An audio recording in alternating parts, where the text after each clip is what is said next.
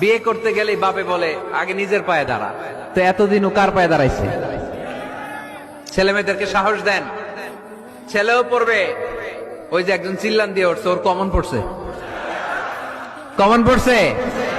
মাশাআল্লাহ।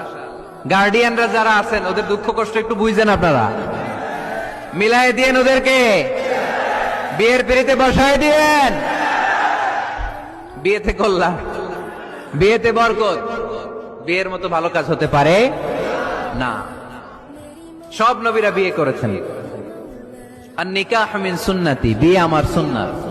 ফামান রাগিবা আন সুন্নতি ফালাইসা মিন্নি, যে আমার সুন্নতকে ভালোবাসে না সে আমার উম্মত হতে পারে না।